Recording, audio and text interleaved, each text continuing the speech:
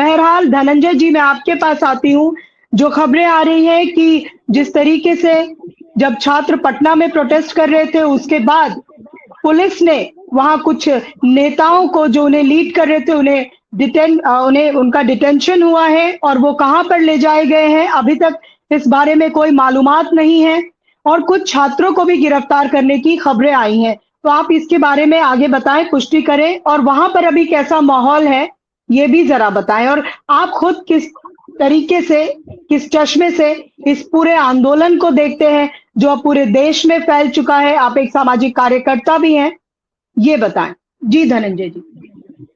देखिए, हमें खुशी है दिल्ली के साथ-साथ बिहार के, पटना के छात्र युवाओं ने बढ़ चढ़कर इस प्रदर्शन में भाग लिया और जब छात्र युवा सड़क पर उतर जाते हैं तो उनका तो कोई सुनिश्चित रास्ता नहीं होता कि कैसे चलना है, नहीं चलना है, उनकी कोई ट्रेनिंग वैसी नहीं है सुनिश्चित तरीके से। आवाज आ रही है राधा मैम?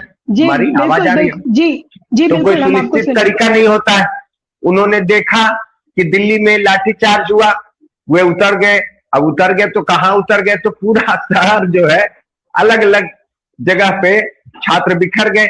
और छात्र बिखर गए मतलब ये नहीं कि कम संख्या में हो गए, जिधर थे छात्र बिखरे हुए भी उधर उधर काफी बड़े बड़े जत्था में, बड़ी संख्याओं में थे। तो पुलिस ने जैसे तैसे लाठीचार्ज वगैरह किया।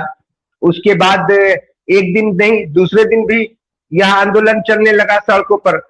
तब जो है कुछ गिरफ्तारियां रात में पुलिस ने की है। मुझे उम्मीद है कि कल जो समझौता हुआ है केंद्र सरकार के साथ, जिसमें कहा गया है कि सभी केसेज वापस ले लिए जाएंगे, तो यहां भी मुझे उम्मीद है सरकार अपने इस वादे को पूरा करेगी और जितने भी छात्रों को अरेस्ट किया या एफआईआर किया वो सारा विड्रॉ हो जाएगा। मैं अब तो 3 दिन वेट करना ही पड़ेगा, क्योंकि लिस्ट भी देने की बात सरकार ने कही है कि जो प्रवक्ता बता रहे थे कॉकरोच जनता पार्टी के कि 3 दिन में लिस्ट शेयर करेगी सरकार पूरे देश भर का, ऐसा।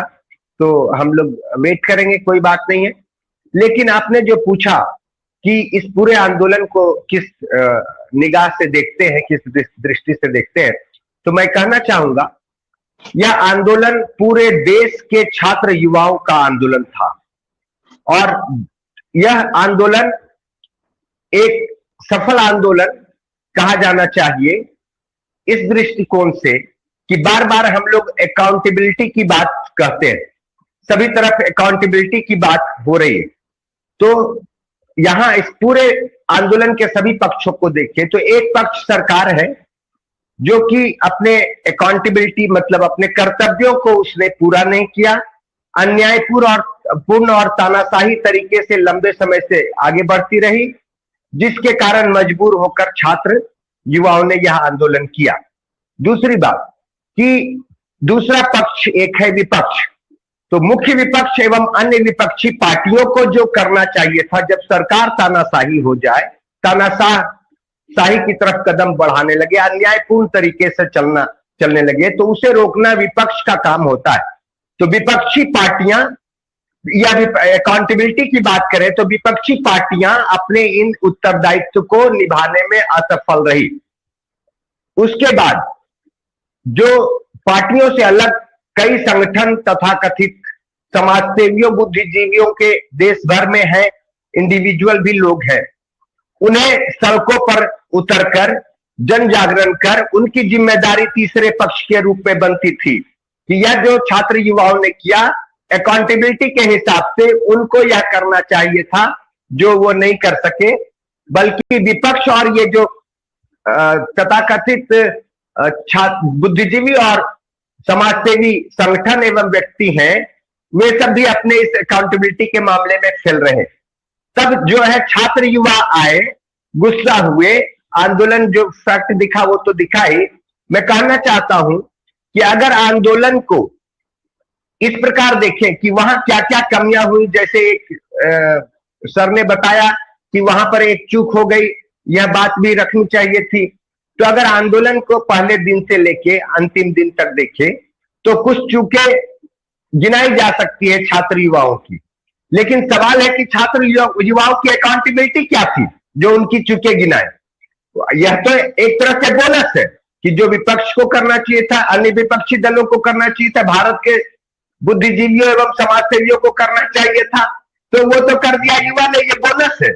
जैसे कि तो बोनस में आप अब गलती नहीं ढूंढ सकते, आपको यह मानना होगा जितना किया वही बात है, ये एक्स्ट्रा बोनस मिल गया। आप ऐसे देखिए इसको कि कई बार सिनेमा में हम लोग देखते हैं कि पहलवानों का रिंग है, पहलवान लड़ रहे हैं, एक पहलवान जो है वहां पर दूसरे माने अंत में जीत जाता है, सबको हरा देता है, चैलेंज करता है कि मुझे कोई हरा सकता है क्या, और एक दर्शक वहां पर जिसकी अकाउंटेबिलिटी नहीं है, जिसकी जिम्मेदारी नहीं है, या सबसे लास्ट में जिम्मेदारी है, या जिम्मेदारी ना के बराबर है, जिसको चाहिए कि अधिकार दिलाया जाए, तो एक दर्शक अगर रिंग में गलती से कूद करके या गुस्से में कूद करके लड़के उस पहलवान को हरा दे, उससे बाकी पहलवानों को लगे कि अरे इसको तो हराया जा सकता था, तो आप अब इस दर्शक पहलवान के गलतियों को नहीं ढूंढ सकते कि इसके दांव में और पेच में कहां क्या कमियां थी। अरे भैया कमियां तो रहेंगी।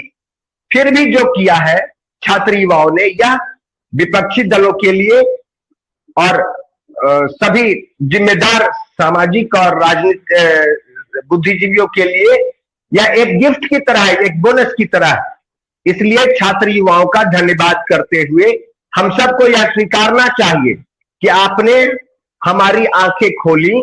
जो गहरी निराशा छा गई थी सब तरफ, उन लोगों को विपक्षी पार्टियों और विपक्षी जो इंडिविजुअल मीडिया, सब गहरी निराशा छा गई थी कि इस सरकार से लड़ना भिड़ना हराना संभव नहीं है, तो वहां आशा की किरण जागी। तो हमें छात्र युवाओं को धन्यवाद करके अपने असली दायित्व को, अपनी अकाउंटेबिलिटी को अब फिर से करने का प्रयास करना चाहिए। मैं यही कहना चाहता हूँ। जी धनंजय जी, आपसे मैं ये पूछना चाहती हूँ कि जिस तरीके से मॉनसून सत्र अभी चालू है, अब आपको क्या लगता है इस आंदोलन के बाद सरकार बैकफुट पर आएगी, वो अब उस तरीके से खुलकर जो करना चाहती थी वो नहीं कर पाएगी?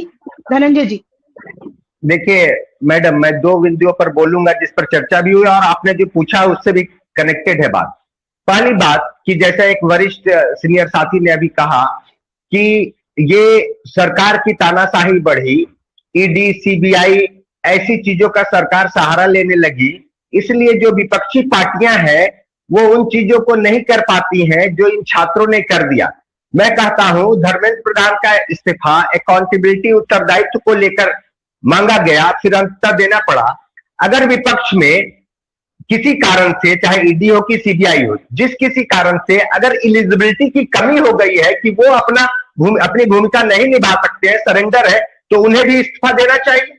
वो ऐसा तो नहीं कर सकते कि मैं ये नहीं कर पाऊंगा, सरकार से तुम्हारी मांगे नहीं मनवा पाऊंगा, नहीं तो ईडी आ जाएगा तो मुझे माफ करना। अरे भैया नहीं कर सकते तो जाओ दूसरा करेगा। एक दूसरी बात, अभी जो है सोनम वांगचुक जी के बारे में जो चर्चा हुई, मुझे बहुत दुख होता है देश के इंटेलेक्चुअल से कि मैं अधिकतम लोगों, अभी ये चर्चा हुई कि सोनम वांगचुक ने जो तोड़ा, अस्पताल में तोड़ा, कॉकरोच वाले को बुला के क्यों नहीं तोड़ा, मंत्री से क्यों पी लिया। इसमें सबसे मुख्य बात थी कि सोनम वांगचुक का अनशन जल्दी से जल्दी टूटना चाहिए था ताकि जान ना जाए, जो मुख्य बात थी। अब वो गिलास से पिया उन्होंने कि कौन सा जूस पिया या चम्मच से पिया, ये जो सेकेंडरी बातें हैं, किसके हाथ से पिया, सेकेंडरी बात पर फोकस नहीं होना चाहिए। जिस आदमी ने इतने दिन अनशन करके किया उस पर भी सवाल देश भर में, इनको यहां प्रतिशत नहीं बोल रहा हूं, कई जगह सवाल उठे, इंटेलेक्चुअल्स ने सवाल उठाए।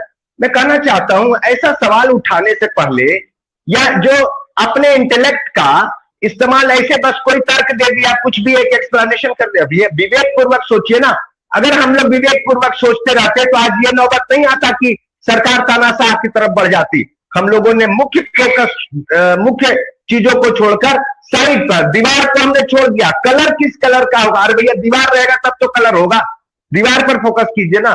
तो ये जो हमने जो मेरा तीसरा सवाल, जी तीसरा सवाल मेरा जो था कि आपको जी क्या लग रहा है, सरकार अब दबाव में काम करेगी? जिस तरीके से अब चीजें सामने है, अब वो उतना खुलकर काम नहीं कर सकती अपने एजेंडे के ऊपर। मैं वही कह रहा हूं कि ये जो युवाओं ने एक कर दिखाया है कारनामा, और जो पूरे विपक्ष का हौसला टूट गया था कि इन सरकार के सामने कुछ नहीं हो सकेगा, अब आप हौसला में आइए देख करके, और अपने जो सरेंडर कर रहे थे कि मुझसे नहीं हो पाएगा तो या तो रिजाइन देके जाइए, दूसरे को आने दीजिए, और नहीं तो लड़िए, नहीं तो अपनी पूरी जिम्मेदारी जो आप चूके जिसके कारण युवाओं को आना पड़ा, तो अब आप पूरी जिम्मेदारी से कर्तव्यों को निभाइए और लड़िए। यहाँ एक छोटा सा पॉइंट में आपको ध्यान दिलाना चाहूंगा मैडम, कि राहुल गांधी विपक्ष के नेता भी है, सिर्फ कांग्रेस के नेता नहीं है। विपक्ष के नेता का पद सरकार का एक अंग होता है, उस नाते उनकी जिम्मेदारी थी कि अनशन जब पर बैठे छात्र और सरकार प्रधानमंत्री से बात करवाए, मध्यस्थता करवाए, उनको फोन करना चाहिए था प्रधानमंत्री को, और उनको मिलने का प्रयास, मैसेज भेजना चाहिए था, मिलना चाहते तो बात करना चाहिए था। और अगर नहीं बात होती तो वो जनता में बोलते कि मेरी बात नहीं हो पा रही है, हमने कोशिश किया, लेकिन इसके बजाय या मैसेज आने के बजाय वो सड़क पर लेट रहे थे, या भी पूरी मुख्य जिम्मेदारियों से हटा हुआ मैडम।